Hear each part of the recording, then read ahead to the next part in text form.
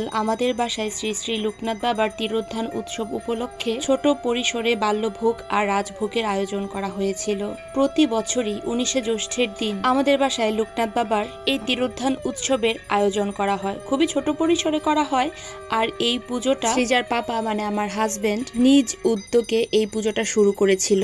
সব ধরনের পূজা পার্বণেই তার বিশাল আগ্রহ আর খুবই আনন্দ আর ভক্তির সাথে আমাদের বাসায় যে কোনো পূজার আয়োজন করা হয় আমার শাশুড়ি মা আর আমার হাজবেন্ডের উদ্যোগে।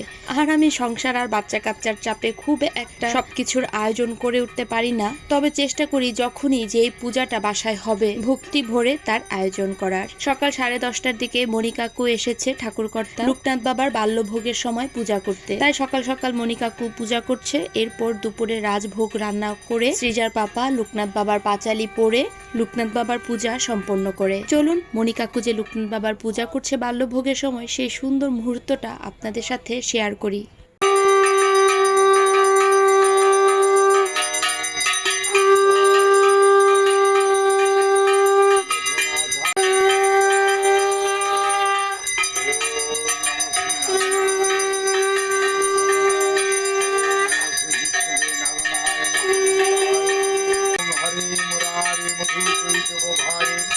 গোপাল গোবিন্দ মুকুন্দ সুরে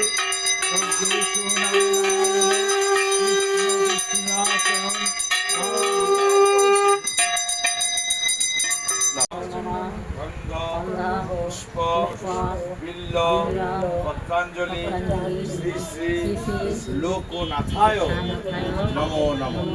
আরেকবার এসো সচন্দন গন্ধ পুষ্প বিল্ল পত্রাঞ্জলি লোকনাথায়। এই তো খুবই সুন্দর করে মণি কাকু বাল্যভোগের পূজা সম্পন্ন করলো, সুন্দরভাবে আরতি সম্পন্ন হলো। এরপর বাসার সবাই অঞ্জলি দিল। তার সাথে এবছর উপরি পাওনা হলো এই বছর আমাদের বাসায় আমার কাকি শাশুড়ি ইন্ডিয়া থেকে এসেছে, তাই পরিবারের সবাই একসাথে মিলে লোকনাথ বাবার পূজাটা সুন্দরভাবে করতে পারলাম।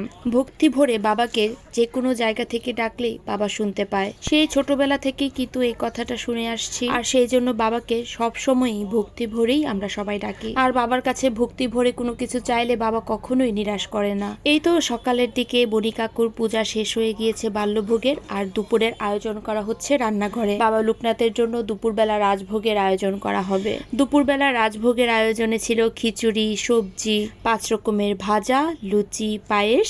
এগুলোর মধ্য দিয়ে বাবাকে একটু এই রান্নাগুলোর মধ্য দিয়ে বাবার জন্য একটু রাজভোগের আয়োজন করা হয়। আর প্রতি বছরই লোকনাথ বাবার পূজার যখন আয়োজন করা হয় চেষ্টা করি পরিচিত সব বাসাতে একটু করে প্রসাদ পাঠিয়ে দেয়ার। এই তো দুপুরে রাজভোগের আয়োজন শেষ। এবার আমার হাজবেন্ড মানে শ্রীজার পাপা বসে পড়েছে পূজায়। সে পাঁচালি পড়ে আরতি দিয়ে বাবা লোকনাথের রাজভোগের আয়োজন শেষ করবে। আমার শাশুড়ি মা ঠাকুরের সিংহাসনে সব ধরনের ঠাকুর রেখেছে, প্রায় সব ধরনের ঠাকুরই আছে, যেগুলো নেই সেগুলোও মার ইচ্ছা এনে রাখার। এই তো শ্রীজার পাপার পূজার মধ্য দিয়ে আজকের এই পুরো ভিডিওটা শেষ করব।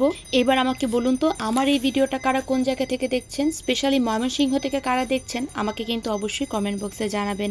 ভিডিওটা ভালো লেগে থাকলে অবশ্যই সবাই লাইক আর কমেন্ট করবেন, আর আমার পেজটাকে লাইক বা ফলো করে দিতে একদম ভুলবেন না। শ্রীজার পাপার রাজভোগের পূজার আরতির মধ্য দিয়ে আজকের এই ভিডিওটা শেষ করব। দেখা হবে আপনাদের সাথে আমার পরবর্তী একটা ভিডিওতে। So tata.